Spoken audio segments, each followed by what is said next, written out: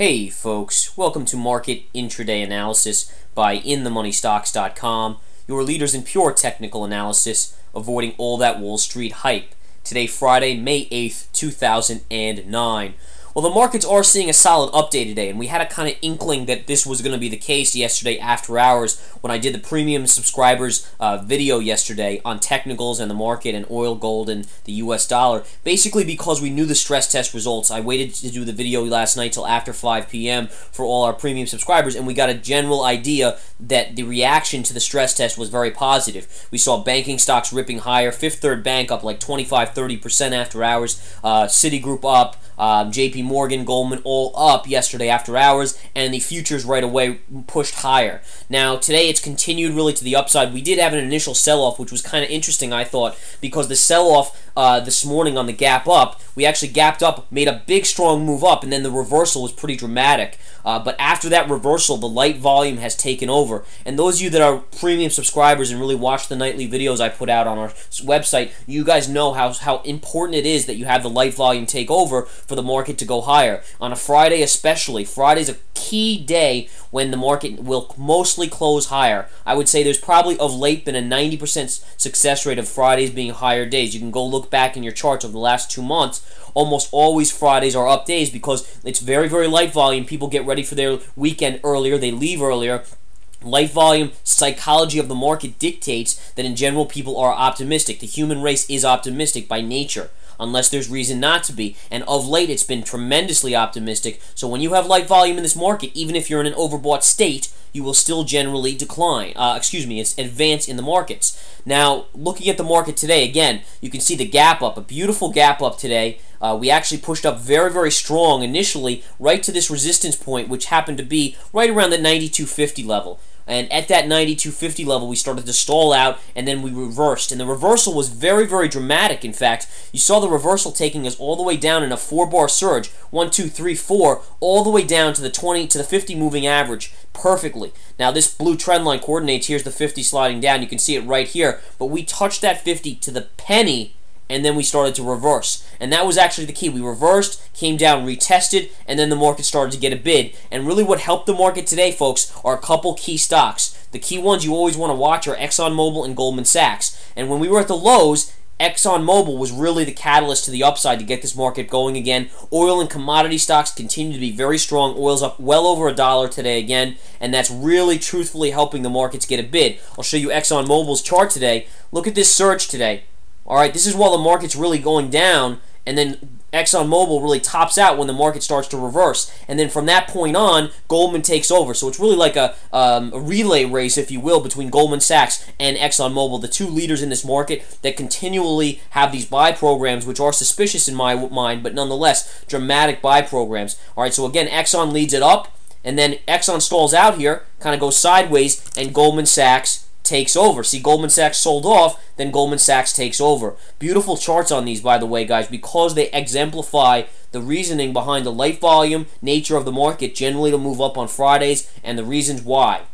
Okay, so keep a close eye on that. Right now, the markets are just sitting slightly off their highs. We're going to go back to the SPY chart and just look at that. Just to summarize what the markets are doing right now at this little after 1 p.m. Eastern Time, the Dow is up about 127 points. The NASDAQ hovered up higher by 15.5, and the S&P 500 up by 17 and change. The NASDAQ is actually lagging. The NASDAQ was the weakest index yesterday. It continues to be a very weak index relative to the S&P and the Dow. All right, and you can tell that by percentages. The NASDAQ is not even up 1% today, while the S&P 500 is up almost 2%, and the Dow is up 1.5%. You can see here on the spiders, guys, the spiders giving us a good signal about where the S&P is today, and you can see you're not quite at the highs of the day, but you somewhat are stalling out. Now look at this yellow trend line I put in. Take the low from yesterday and just connect it to the lows here, and you can see that the market is not breaking that low right now. Should the market break down, you could have a nice little down move to the 20 moving average or this pink trend line. We'll watch the pink trend line very closely, but as of now, you are holding this line, and that could yield. If you don't break this, you're definitely going to go take out the highs up here by the end of the day and possibly test yesterday's high of the day gap up, which was at around 93, just over 93 on the SPY. It has been an amazing move up. Any way you cut it, any way whatsoever. However,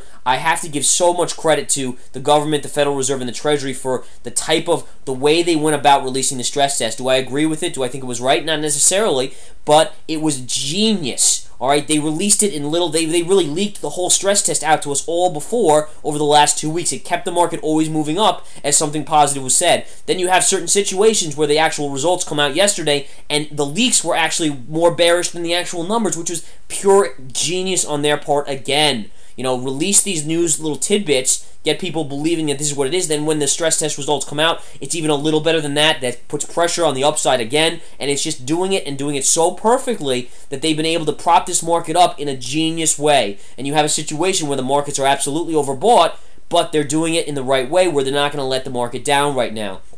Okay, we'll continue to follow this market. Now, the scary thing is, eventually they won't be able to keep it up anymore and will come down. But, you know, the question is, how much higher do we go first in this market? Do we take out 93? Do we go to 95? What are the next key resistance points in this market? What happens if we do happen to fall? You know, what's confirmation of a fall? How do we know it's going to last? Because yesterday we ended lower, and today we're back up again, basically negating all of yesterday's move. So there's a lot of little things in the technicals that you have to be looking for. Price, pattern, time, technical trend line analysis, all in all, and volume. Volume is so big in this market. We had huge volume this morning, huge volume. But you know what? Right here, when the market bottomed out, this is when volume started to get lighter. See the heavier volume over here? And then right here, no volume in this market. What happens to the market? It goes up. That's such a classic case right now, folks. You have to understand that probability, especially with the Friday index issue here as well.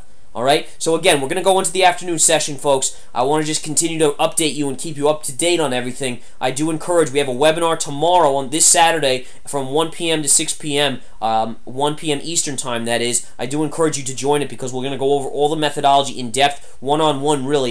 We keep the group small, you know, anywhere under 10 individuals in a webinar, so we can really give hands-on learning and really teach this kind of stuff to you all. But you need to go and join the site by the end of today, otherwise, you know, it's just about booked up. We almost have a full group in there that will be tough. So I do encourage you to try and get in that right away. The other thing, obviously, join the Research Center. We'd love to have you with us. It's really where the learning begins.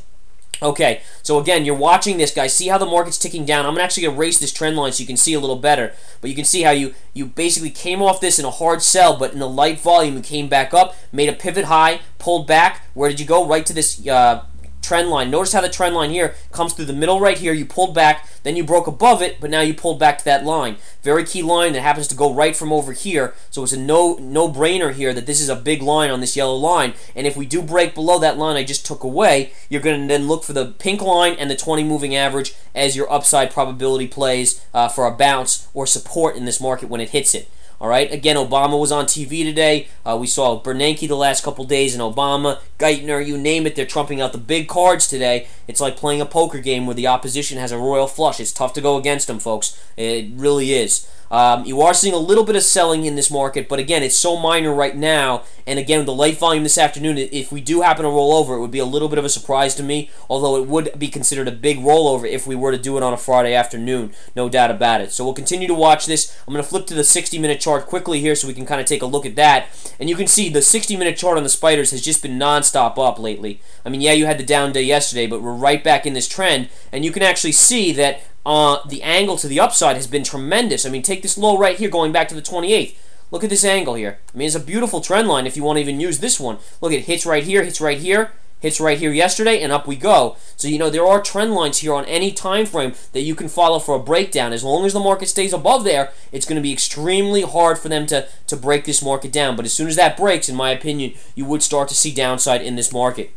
Alright, the technicals are where it's at, folks. And again, we don't even go by the normal technicals. We have our own list, our own holy book of technicals, price pattern time, which is very, very unique. And the reason why it works so well is because very, very few people know how to do this. Only the top traders on Wall Street or the top technicians do it. You know, the average technician would use stochastics, RSI, MACD, whatever. We do not use that because it's too commonly used. When everyone uses it, you guys should know by now, you have to go contrarian. It won't work nearly as good. So you keep that in mind. Come learn the technicals in the Research Center. We'd love to have you. Join the chat room. Join the webinar tomorrow. They're all places to learn and profit. Take care, folks. We'll see you on Monday. Have a great weekend, and talk to you soon.